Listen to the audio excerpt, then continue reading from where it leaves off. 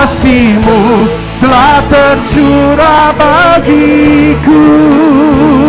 Kuasa-Mu membangkitkan rohku. Darah-Mu telah tercurah bagiku. Pengorbanan sempurna. Pengorbananmu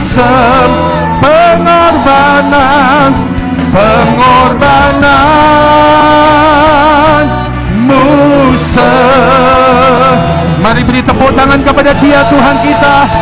Haleluya, haleluya. Sekali lagi battle area. Mari sekali lagi angkat tangan kita bersyukur kepada Dia. Mari angkat tangan kita bersyukur kepada Dia. Kasih karunia-Mu Tuhan, kembali kami bersyukur. Kembali kami bersyukur. Kembali kami berterima kasih Tuhan.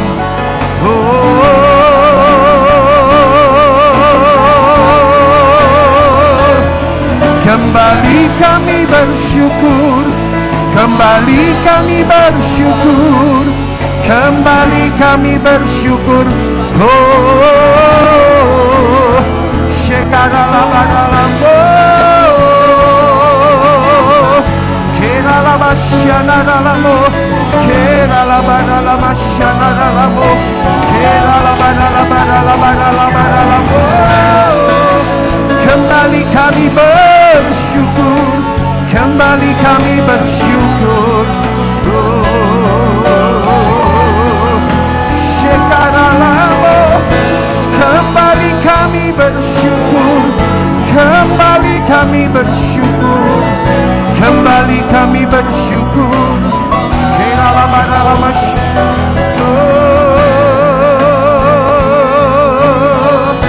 Terima kasih Tuhan.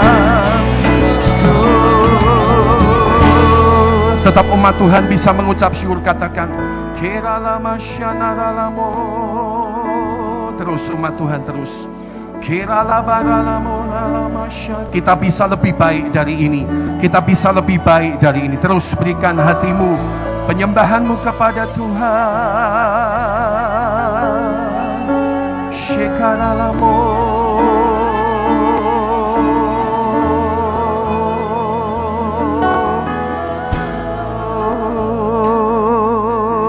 terus keralabaralamasyanara. Kami ini bersyukur untuk semua kasih karunia-Mu, untuk semua kebaikan-Mu Tuhan. Shekaralabaralamo, keralabaralamasyanaralabaralamo. Terima kasih.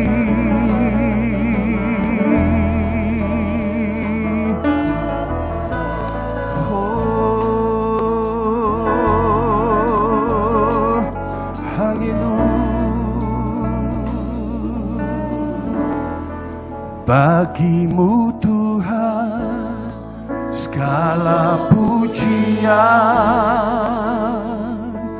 hormat kemuliaan tiada ternilai. Salib-Mu Tuhan sungguh berharga. Bagi Tuhan bersyukur. Bagi-Mu Tuhan segala pujian, hormat kemuliaan tiada ternilai. Salib-Mu Tuhan sungguh berharga, sungguh berharga. Engkau, bagi-Mu Tuhan segala pujian, hormat kemuliaan tiada ternilai. Salib-Mu Tuhan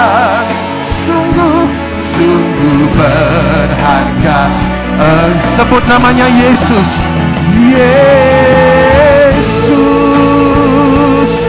oh, sungguh berharga Engkau, Yesus. Sekali lagi, sungguh Engkau berharga, sungguh berharga Engkau, Yesus.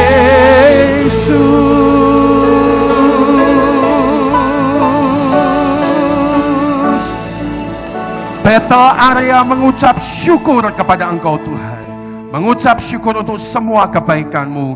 Dan kami hari ini mempersiapkan hati dan pikiran dan hidup kami untuk Tuhan berbicara kepada kami. Laksanakan Tuhan apa yang telah Kau taruh dalam hati dan pikiran hamba-Mu, biar setiap firman Tuhan dibagikan dalam benih kekuatan Tuhan sendiri. Berbicaralah kepada kami sebab kami siap mendengar. Hanya dalam nama Tuhan Yesus kami ucap syukur dan berdoa. Umat Tuhan kita bersama bersyukur katakan amin. Beri tepuk tangan sekali lagi kepada Tuhan Yesus kita. Dan silahkan duduk di dalam berkat daripada Tuhan. Selamat pagi semua, shalom. Pasti kita diberkati Tuhan. Yang setuju katakan amin ya. Sekali lagi lihat kanan kiri belakang Anda dan salami saudara sekalian, katakan Tuhan Yesus berkati Anda. Sekali lagi kalau mungkin Anda belum sempat mengucapkan selamat Paskah kepada mereka, ucapkan kata-kata selamat Paskah. Tuhan Yesus Kristus memberkati hidup Anda dan kehidupan saya. Puji Tuhan saudara sekalian. Saya ingin kita langsung berbagi firman Tuhan pada kesempatan hari ini. Saudara sekalian, karena itu bagi Anda yang membuka Alkitab, saudara sekalian, kita bisa langsung membuka Alkitab kita dalam kitab 2 Korintus pasalnya yang ke-8. Kitab 2 Korintus pasalnya yang ke-8, Bapak Ibu Saudara sekalian, kita akan belajar bagian firman Tuhan pada kesempatan pagi hari ini. Kita membaca lebih dulu 2 Korintus pasal 8 mulai ayat yang ke-9, pembacaan firman Tuhan.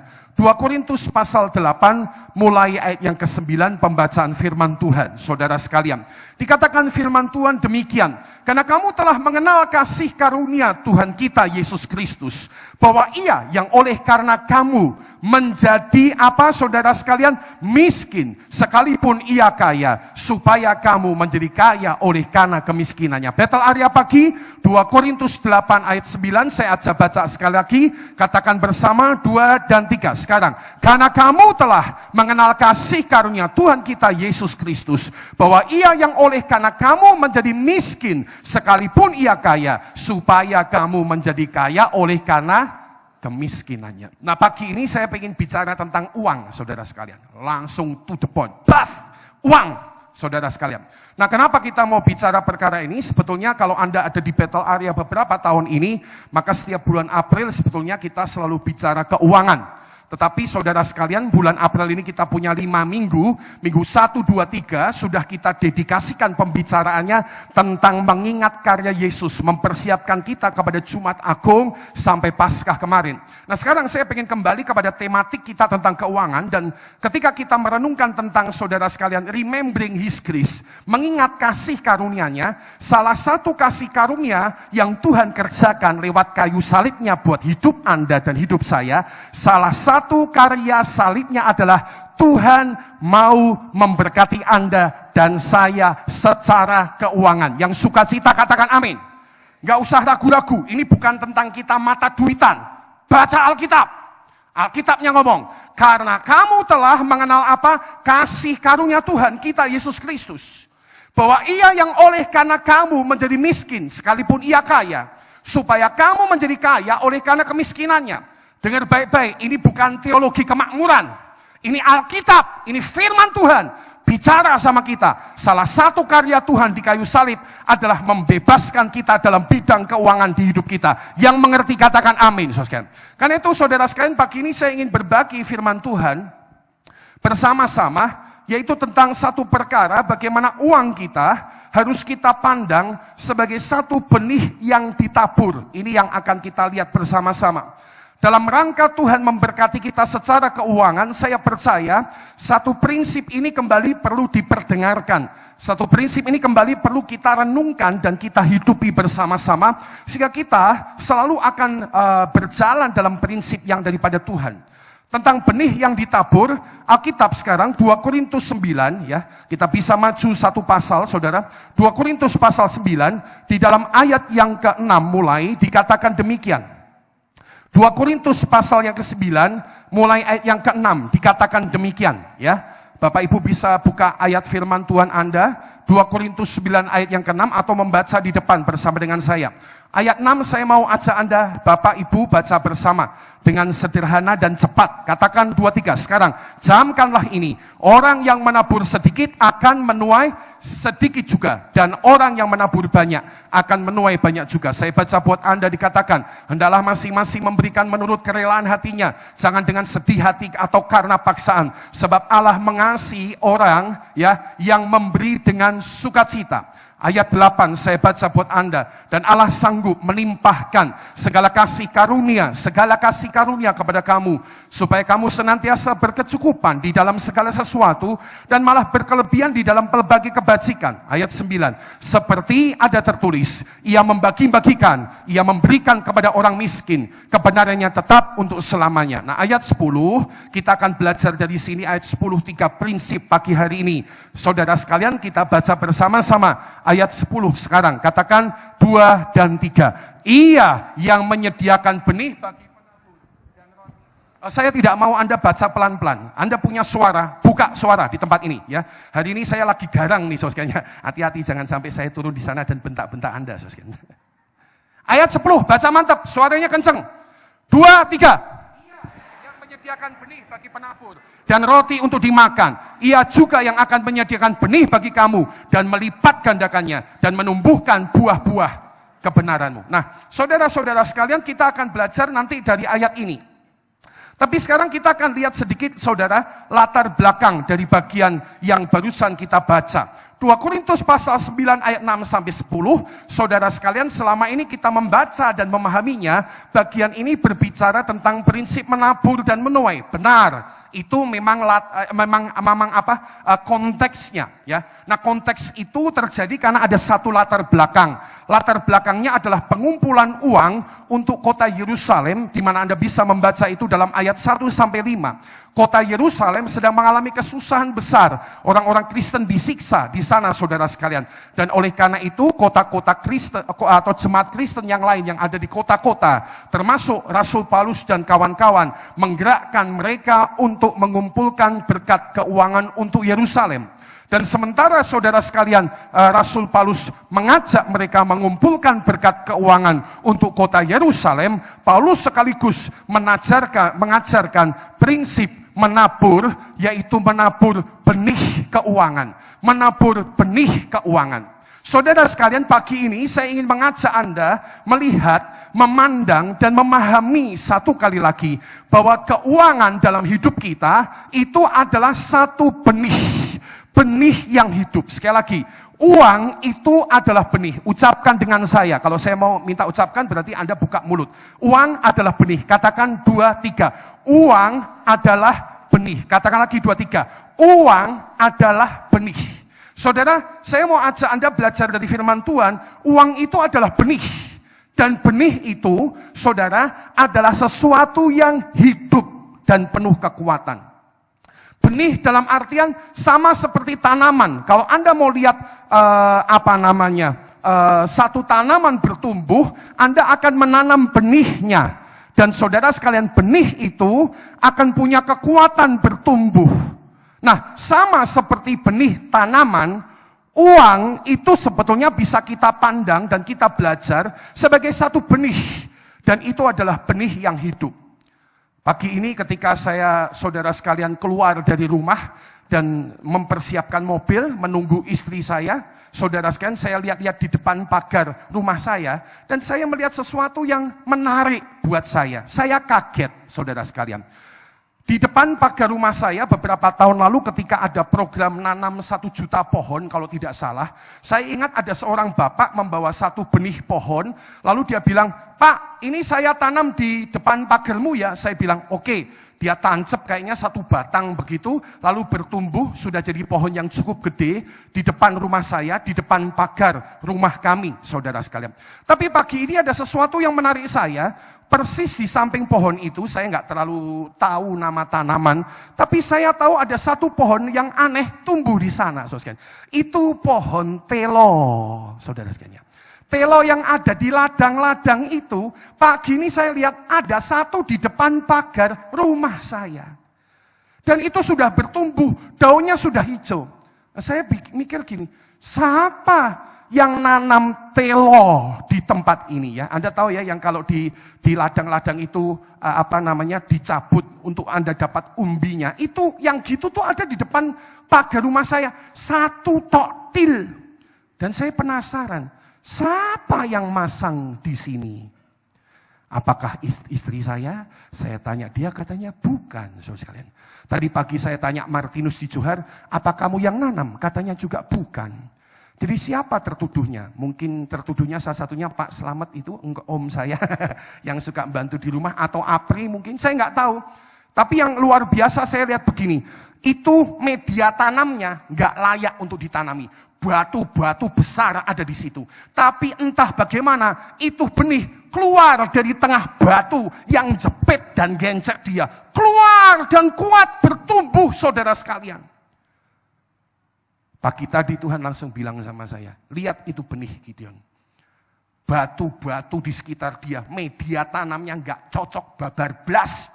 Batu-batu nyumpel di sana. Tapi itu benih keluar dari semua jepitan dan kemudian berdiri sebagai pohon telo yang cukup besar di depan rumah saya. Nah, saya mau sharing sama Anda pagi ini. Anda perlu ngerti bahwa benih keuangan atau uang kita itu adalah seperti benih. Yang ngerti katakan amin. Apalagi sebentar lagi kita akan belajar dari bagian ini untuk memperjelas kita. Dan kita akan belajar 3 perkara kebenaran tentang uang sebagai benih. Apa yang harus kita tahu dan tentunya apa yang harus kita pahami dan tentunya apa yang harus kita perlakukan ketika kita paham bahwa uang itu adalah benih. Uang adalah benih. Uang adalah benih. 2 Korintus 9 ayat 10 ada di depan battle area pagi. Saya mau Anda buka mulut dengan saya ya. Kalahkan ngantuk, kalahkan main handphone, kalahkan tidak konsentrasi, ambil firman Tuhan pagi ini. 2 Korintus 9 ayat 10 baca bersama dengan saya, katakan 2 dan 3. Sekarang, ia akan benih bagi penabur untuk dimakan. Ia juga yang akan menyediakan benih bagi kamu dan melipat gandakannya dan menumbuhkan buah-buah kebenaranmu. Uang sebagai benih. Saudara sekalian, ada 3 pelajaran yang pagi ini kita mau belajar secara sederhana sekali lagi untuk kita mengerti firman Tuhan dalam hidup kita. Pelajaran pertama tentang benih keuangan dari 2 Korintus 9 ayat 10 adalah hal yang berkata demikian. Selalu ada 2 bagian dalam berkat yang Tuhan berikan kepada saya. Selalu ada 2 bagian dalam berkat keuangan yang Tuhan titipkan dalam hidup kita. Alkitab mengatakan saudara sekalian bahwa ada benih yang ditabur.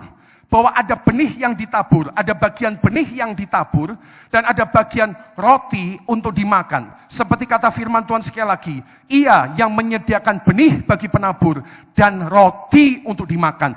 Tuhan yang menyediakan benih bagi penabur dan roti untuk dimakan. Saudara sekalian, itu pelajaran pertama dari 2 Korintus pasal 9 ayat 10 hari ini. Ada 2 bagian dalam berkat keuangan yang Tuhan taruh di dalam kehidupan saya. Yang pertama, benih untuk ditabur. Yang kedua, roti untuk dimakan. Saudara, ini hal yang perlu kita tangkap sekali lagi. Karena kalau kita tidak diingatkan, seringkali saudara sekalian kita lupa tentang perkara ini. Seringkali kita berkata, saudara, nah mohon maaf saya berhenti sebentar di sini. Ini sudah di luar yang namanya perpuluhan kita loh, saudara sekalian. Yang saya ceritakan ini sudah di luar yang namanya perpuluhan. Dengar baik-baik, kalau perpuluhan itu sudah jelas ya apa yang Alkitab katakan, saudara sekalian. Perpuluhan itu Alkitab bilang punyanya Yesus Tuhan. Yang ngerti katakan amin. Sudah selesai. Kita nggak usah bergumul tentang perkara itu. Kalau masih ada di antara yang Anda bergumul tentang perkara itu, Anda harus mempertimbangkan pengertian Kristiani dalam hidupmu. Kamu mau ikut Tuhan seperti apa? Mau ikut Tuhan tenanan atau cuma Kristen-Kristenan? Gak heran kita selalu bergumul dengan perkara keuangan, karena sampai sejauh ini kita, saudara sekalian, gak memahami firman Tuhan dengan benar. Perpuluhan itu punyanya Tuhan, selesai. Nah sekarang ada 90% nih yang Tuhan izinkan untuk Anda dan saya kelola. Ternyata dari 90% yang Tuhan izinkan untuk kita kelola, saudara sekalian, itu pun ternyata terdiri dari dua bagian. Yang pertama ada bagian yang boleh dinikmati, silakan. Loh Pak Gideon bayar omahku silakan. Loh Pak Gideon bayar mobilku gimana? Silakan. Nikmati. Bagaimana Pak kalau saya pengen vakansi liburan? Monggo, silahkan. Tapi jangan lupa, di bagian yang Tuhan taruh itu ternyata ada bagian yang namanya benih untuk ditabur. Nah saudara sekalian, saya hanya mengingatkan saja. Ini mungkin bukan sesuatu yang baru, tapi saya mengingatkan saja. Karena seringkali kalau kita nggak ingat, saudara sekalian, kita terjebak dengan hanya menggunakan dan menghabiskan dan memikirkan bahwa ini hak saya. Monggo, saudara sekalian. Saya mengajak kita menghidupi yang firman Tuhan tunjukkan sama kita. Nah, tentang benih yang ditabur ini, inilah adalah hal yang juga pernah diingatkan oleh Yusuf kepada orang-orang Mesir pada zaman waktu mereka mengalami paceklik kelaparan, saudara sekalian. Coba kita cek ayatnya, Kejadian 47. Kejadian pasal 47, mulai ayatnya Bapak Ibu Saudara sekalian, ayatnya ke-23. Kejadian 47, mulai ayatnya yang ke-23, kita cek lebih dulu nih firman Tuhan. Ya. Lihat Alkitab Anda, ya, catat yang didengar hari ini, pegang prinsip-prinsipnya. Jangan pulang dengan tidak mengerti, tapi berdoa sekali lagi supaya Tuhan mengajar sama kita.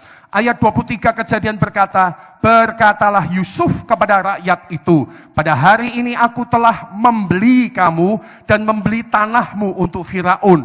Ya, sebab apa? Mereka udah habis-habisan.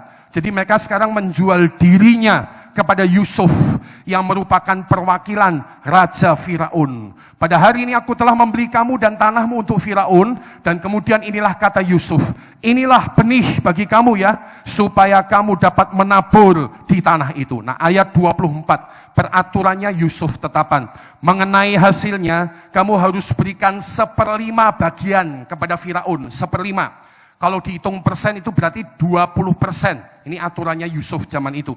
Dan yang 4 bagian lagi, itulah, ya perhatikan, menjadi benih untuk ladangmu. Jadi ada benih, ya, dan menjadi makanan kamu dan mereka yang ada di rumahmu dan menjadi makanan anak-anakmu. Jadi saudara sekalian, aturan ini ternyata aturan yang Alkitabiah punya.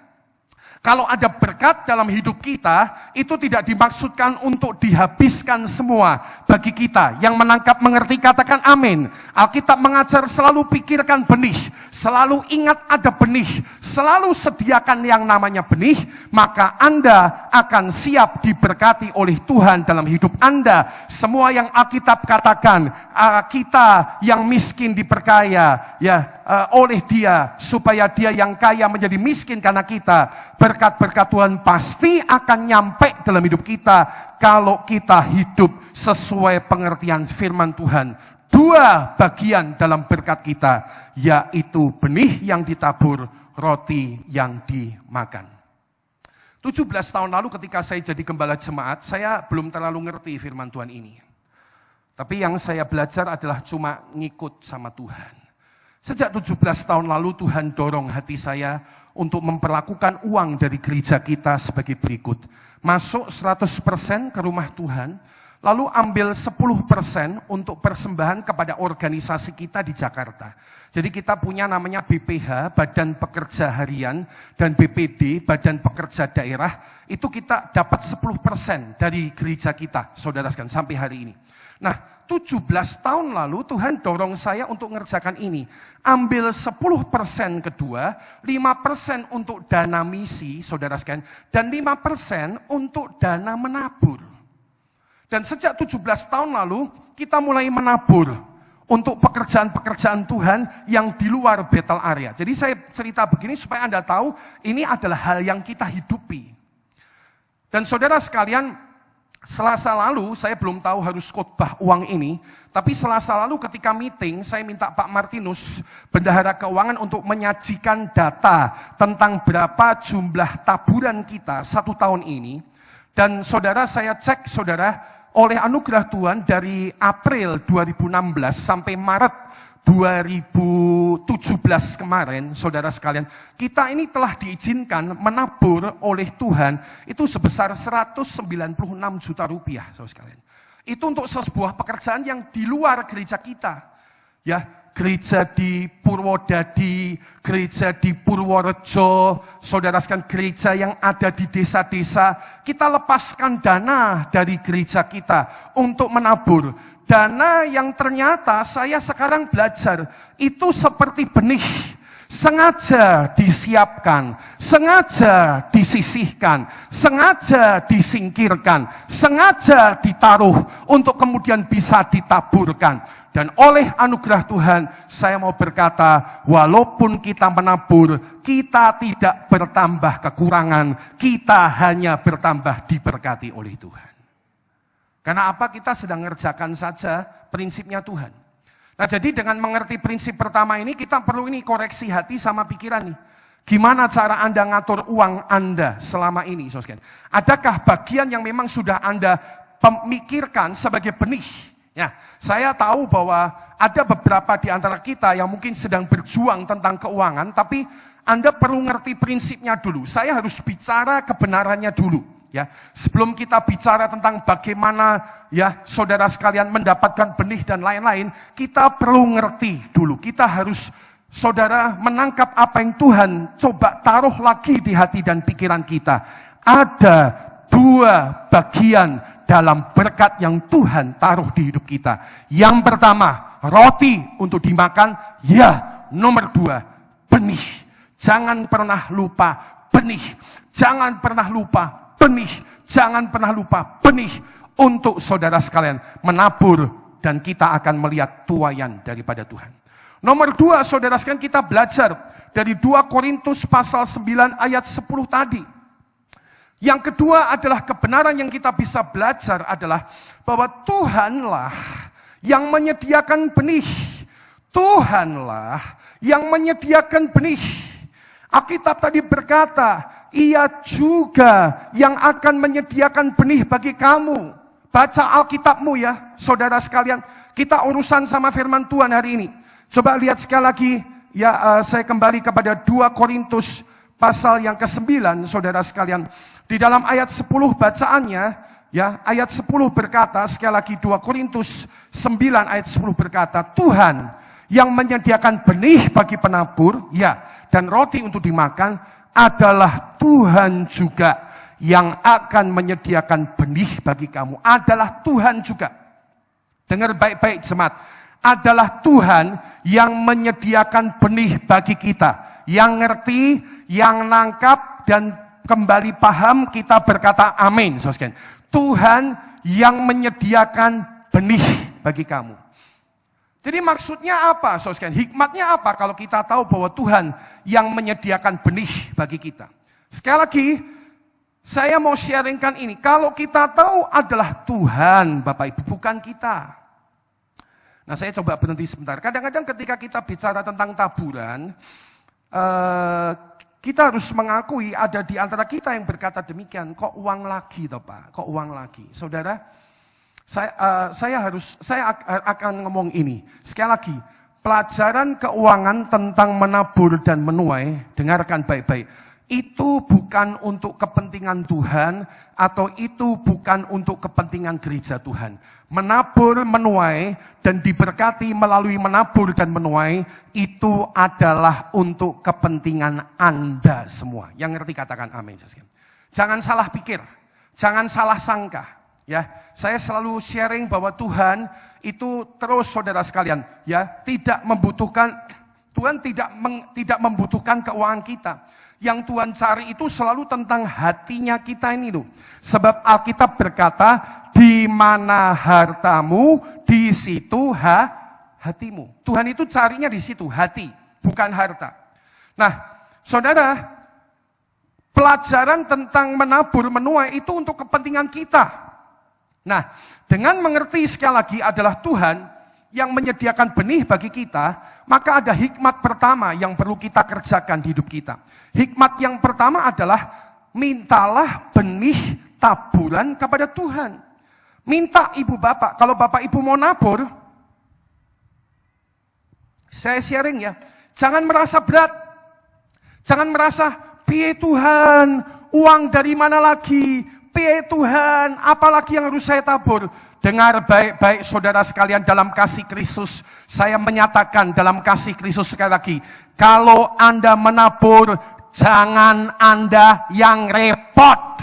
Yang repot biar Tuhan saja. Yang ngerti katakan amin. Sebab Alkitab bilang, Tuhanlah yang akan menyediakan benih. Nggak usah kita yang repot, serius saudara sekalian. Waktu Desember kemarin, saudara sekalian, kita mau bayar tanah 1,5 miliar pada tanggal 5 Desember. Kita mau bayar hari itu 2 miliar, maksud saya, 2 miliar. Saya ingatkan Anda saja, saudara sekalian. Hari-hari itu adalah hari-hari di mana menjelang pembayaran itu adalah hari-hari di mana Tuhan kembali menjamah hati saya untuk menabur. Saudara sekalian, nanti kita belajar ya prinsip penaburan. Menabur itu harus terus-menerus setia.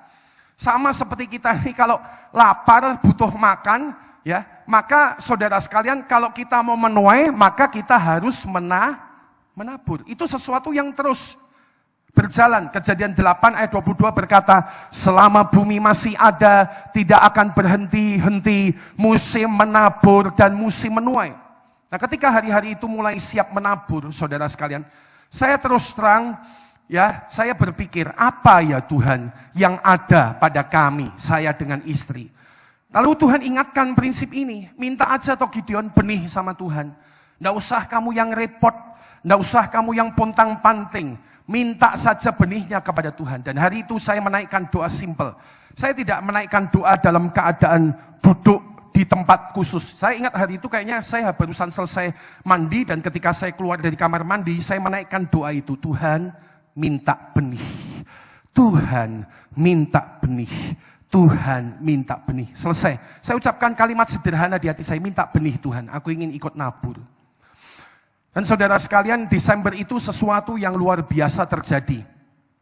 Orang ini memang saudara sekalian, kami pastinya kenal, tapi tidak ada kontak terlalu dekat. Dalam setahun itu mungkin kalau kontak pribadi betul-betul nyopo, itu pun hanya bisa pakai WA mungkin cuma 1 kali atau 2 kali. Gak pernah kita kontak itu intens, minggu ini kontak, minggu depan kontak. Artinya ini orang yang sama sekali gak ada di pikiran kami.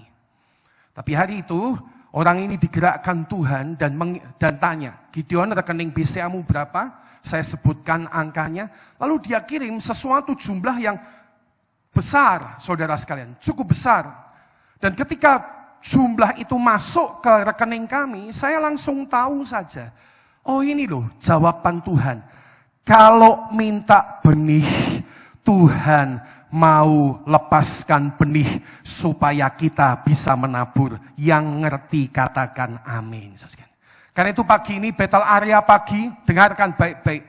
Tuhan yang menyediakan benih. Tuhan yang menyediakan benih. Tuhan yang menyediakan benih. Kalau engkau digerakkan oleh Tuhan untuk nabur, ini kesempatan untuk engkau meminta benihnya daripada Tuhan. Yang ngerti katakan amin. Seperti Yusuf sama orang Mesir tadi. Ya, yang ngasih benih siapa? Yusuf. Yusuf bilang, ini benih bagi kamu. Benih untuk ditabur di tanahmu. Yusuf yang ngasih. Yusuf gambaran Tuhan. Yusuf saudara sekalian, seperti apa Tuhan ya kepada kita hari ini. Yusuf kepada orang Mesir hari itu memberikan benih. Hari ini Alkitab mengingatkan kepada kita, Tuhan menyediakan benih bagi Anda. Karena itu kalau Anda mau menabur, mintalah kepada Tuhan. Yang kedua, hikmat kedua saudara sekalian, kalau kita sudah minta benih, hikmat kedua ketika kita tahu Tuhan yang menyediakan benih taburan, kalau kita sudah minta benih, hikmat kedua yang perlu kita lakukan ini, Bapak Ibu Saudara sekalian, lakukan penaburan benih. Lakukan penaburan benih. Maksudnya bagaimana? Jangan ditahan-tahan. Yang sudah mau ngasih benih sama Tuhan, jangan ditahan-tahan. Beberapa orang seringkali setelah menerima benih, lalu dia berkata, waduh, lumayan juga ini. Gimana ya kalau uangnya saya pakai dulu? Gimana ya kalau nanti-nanti saja Tuhan?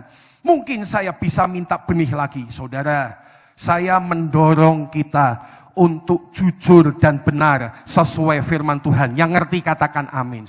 Begitu kita minta benih, dan benih itu Tuhan berikan, lakukan tabur benih sesuai prinsip firman Tuhan. Ingat saudara sekalian, sekali lagi, oh Yesus, saudara, Tuhan tidak cari harta kita. Tuhan sedang mencari hati kita. Yang nangkap katakan amin lagi. Katakan amin saudara. Tuhan nyari hati kita. Hati yang sudah dititipi berkat sama Tuhan itu bisa tetap jujur apa tidak? Atau Anda malah, wah gimana ya kalau saya pakai dulu. Nah saudara sekalian, ingat, begitu kita sudah minta benih taburan sama Tuhan, lakukan taburan benih sesuai prinsip-prinsip firman Tuhan. Ada 5 prinsip menabur seperti firman Tuhan punya, seperti firman Tuhan ajarkan. Yang pertama saudara sekalian tentang menabur, kalau kita dari Alkitab lihat, saudara ada 5, kita akan lihat secara cepat sekali lagi pada hari ini. Prinsip menabur saudara sekalian yang Tuhan ajar dalam Alkitab adalah tentang menabur, setialah. Menaburlah terus. Loh, tidak ada mandeknya Pak Gideon. Ya, coba kita lihat dulu aja deh. Pengkhotbah 11 ayat 1, silakan buka Alkitab Anda Bapak Ibu. Pengkhotbah 11 ayat yang pertama. Pengkhotbah 11 ayat yang pertama, saudara sekalian, ya. Pengkhotbah 11 ayat pertama, Alkitab berkata demikian, ya. Pedoman-pedoman hikmat, lemparkanlah rotimu ke air. Lemparkanlah rotimu ke air, maka engkau akan mendapatnya kembali.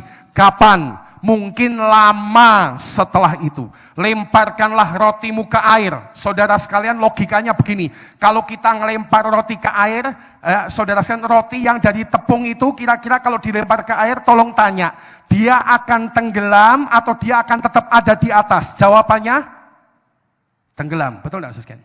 Dia akan nyesep air, dia tenggelam, dia hilang.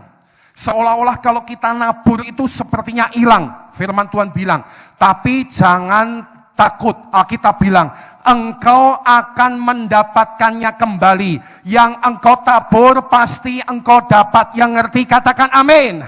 Walaupun ada satu jangka waktu yang bisa dikatakan cukup lama tentang itu. Nah saya nggak tahu lamanya seperti pekerjaan Tuhan di hidup Anda, berapa lama kita nggak tahu. Nah ayat 6. Ayat 6 Pengkhotbah 11. Taburkanlah benihmu pagi-pagi hari, dan janganlah memberi istirahat kepada tanganmu pada petang hari. Ya, jangan istirahat, tidak ada istirahat. Karena engkau tidak mengetahui apakah ini atau itu yang akan berhasil, atau kedua-duanya akan sama baik, saudara sekalian. Saudara sekalian, ternyata menabur itu butuh kesetiaan. Maksudnya apa, saudara? Maksudnya begini, kadang-kadang kita bilang, loh Pak, tapi dulu saya sudah nabur. Iya, dulu sudah nabur, betul. Tapi selama kita mau menuai, maka kita perlu menabur kembali. Ini sesuatu yang wajar. Seorang petani dengan ladangnya, itulah yang dia kerjakan. Sekali lagi, kita sedang memandang uang sebagai benih. Pak petani, saudara, setiap kali berpikir untuk bisa mendapatkan tuaian dari ladangnya, maka dia akan selalu menabur lagi. Dan setelah dia menuainya, kemudian dia mau mendapatkan tuaian lagi pada masa depan, maka dia menabur lagi. Sesuatu yang setia, continue, tidak berkeputusan. Alkitab tadi bilang, jangan kasih istirahat. Belajarlah terus tebarkan benihmu ya di tempat-tempat ya. Jangan kasih istirahat, kata firman Tuhan. Karena engkau tidak tahu yang manakah yang akan berbuah bagi engkau. Yang kedua, prinsip taburan sesuai firman Tuhan, jumlah tuaian sama dengan taburan. 2 Korintus 9 ayat yang ke-6 tadi berkata, yang menabur sedikit akan menuai sedikit. Yang menabur banyak akan menuai banyak. Yang ketiga, 2 Korintus 9 ayat 7 berkata, kalau nabur harus dengan sukacita. Yang ngerti katakan amin. Ya, Saudara sekalian, setiap kali dengar firman Tuhan tentang taburan ini, ya, saya mau ngomong dengan kasih. Please deh, jauhkan dari hati dan pikiran Anda. Ya, jangan ngomong gini, duit meneh. Ya, jangan ngomong gini, waduh, aku terpaksa nabur. Nggak usah, wis toh. Serius, nggak usah. Saudara, nggak usah.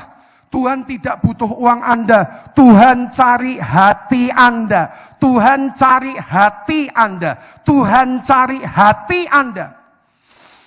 Karena itu kalau menabur, sikap hatinya perlu menabur dengan apa? Katakan 2-3, sukacita. Alkitab berkata Tuhan mencintai orang yang memberi dengan sukacita. God love cheerful giver. Cheerful. Pemberi yang dengan sukacita. Kamsia Tuhan, aku bisa ikut nabur. Kamsia Tuhan, aku masih bisa nabur. Itu Tuhan mencintai orang yang memberi dengan sukacita.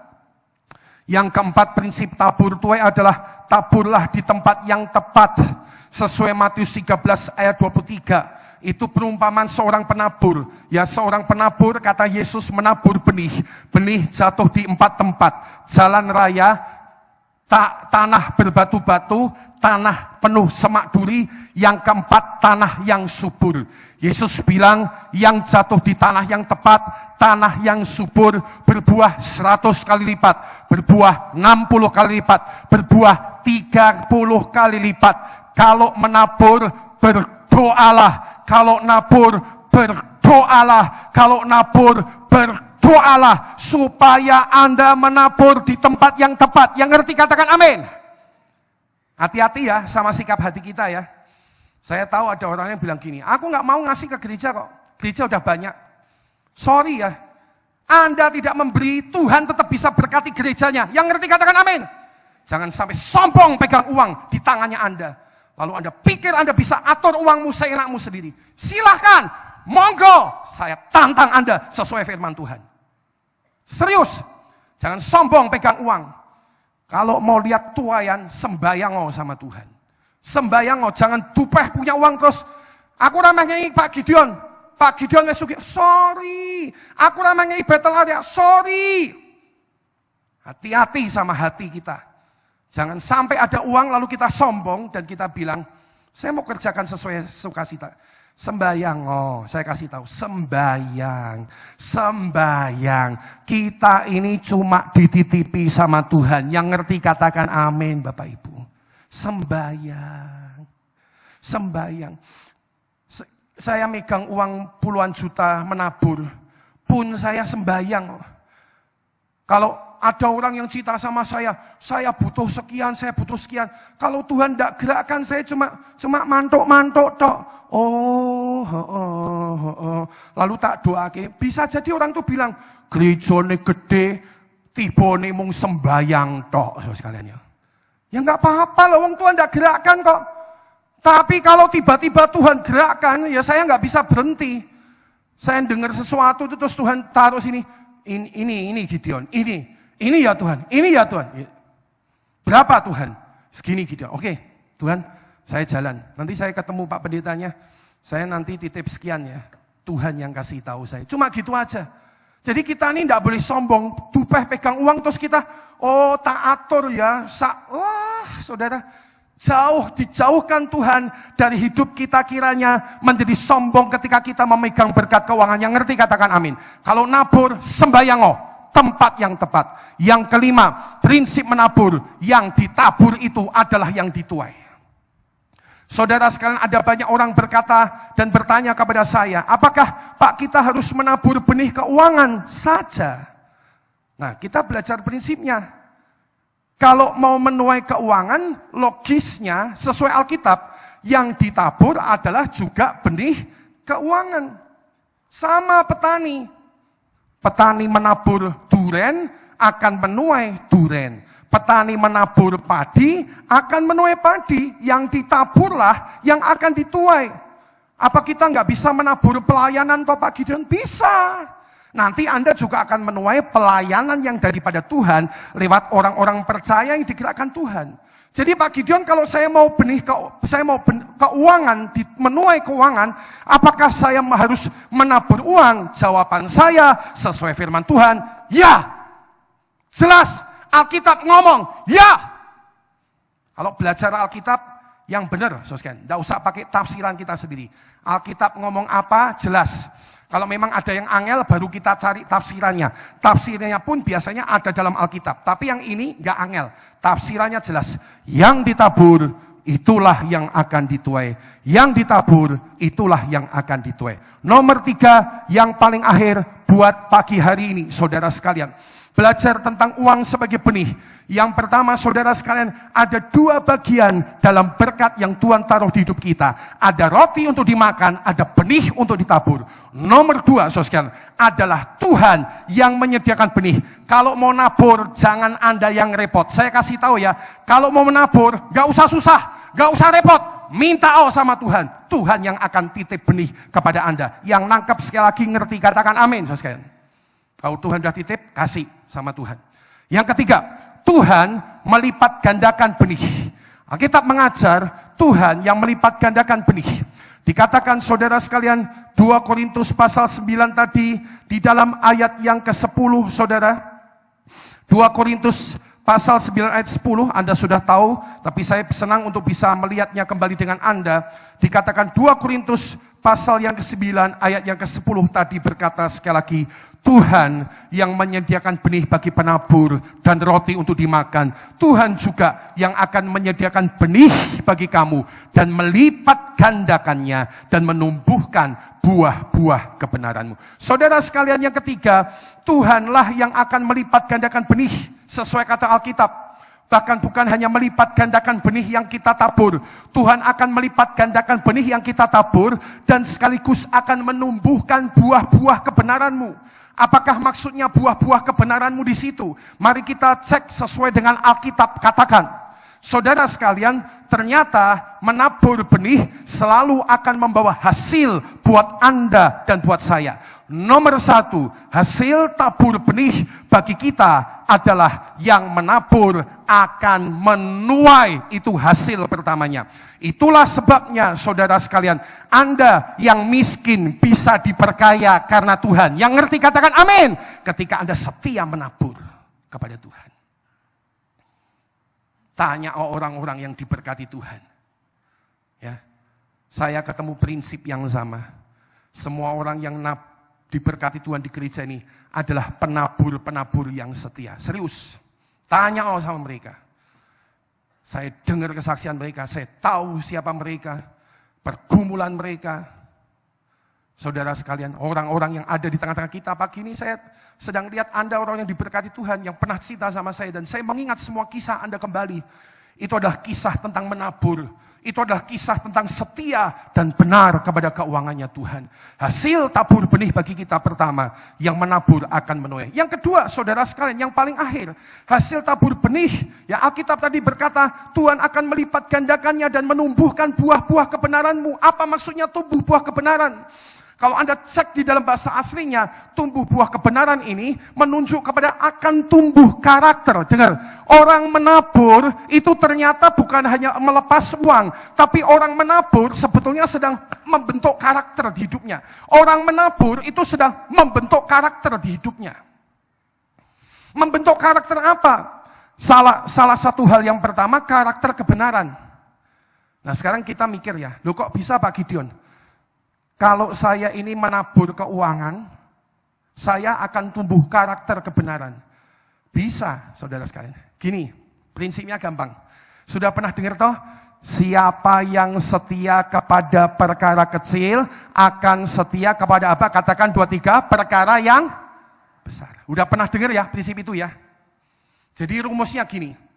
Orang itu kalau benar sama uangnya, biasanya dia akan cukup benar dengan perkara yang lain dalam hidupnya. Belajar sekali lagi. Kalau Anda punya pegawai ya, sama uang itu dia bisa jujur. Apa itu namanya? Rupiah demi rupiah dia pertanggungjawabkan. Itu pegawai simpeno, baik-baik, pelihara baik-baik. Itu pegawai, kalau dia mungkin tidak pinter, tapi dia bisa benar di uang. Karena Alkitab bilang, ini konteksnya keuangan loh kalau membaca Alkitab. Siapa setia dalam perkara kecil akan setia dalam perkara besar. Itu di kitab Markus atau Lukas. Itu konteksnya keuangan.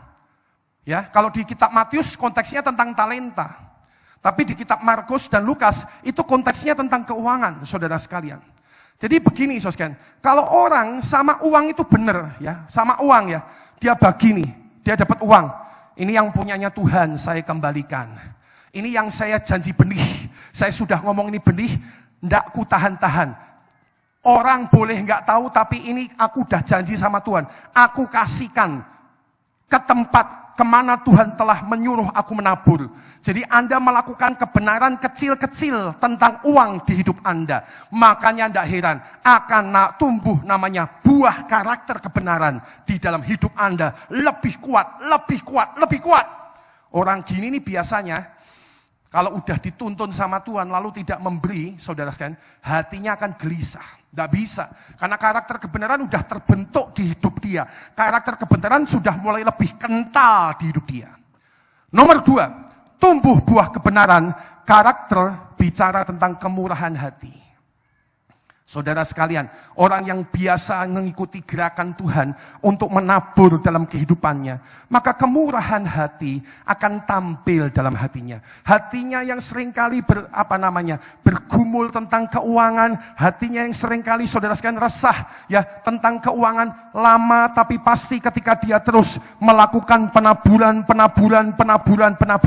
kemurahan hati akan bertumbuh dalam hidupnya. Yang ngerti katakan amin. Sehingga ini yang saya belajar, orang murah hati itu sama Tuhan dititipinya lebih banyak lagi, serius. Orang yang murah hati itu Tuhan ngerti, Tuhan akan nitip lebih banyak, Tuhan akan naruh lebih banyak, karena dia tahu, dia menemukan seorang pengelola keuangan yang dapat dipercaya di hadapan mata Tuhan. Hari ini saudara sekalian, menutup firman Tuhan, remembering His grace. Salah satu grace yang Tuhan mau kerjakan dalam hidup Anda dan hidup saya, seperti kata firman Tuhan, Ia yang kaya menjadi miskin karena kita, supaya kita yang miskin boleh menjadi kaya karena pengorbanannya. Saya percaya ini adalah saatnya Anda diberkati lebih lagi ketika Anda terus menjalankan prinsip Tuhan untuk menabur dan menuai. Kita yang bersukacita atas firman Tuhan, bersyukur bersama, kita katakan amin.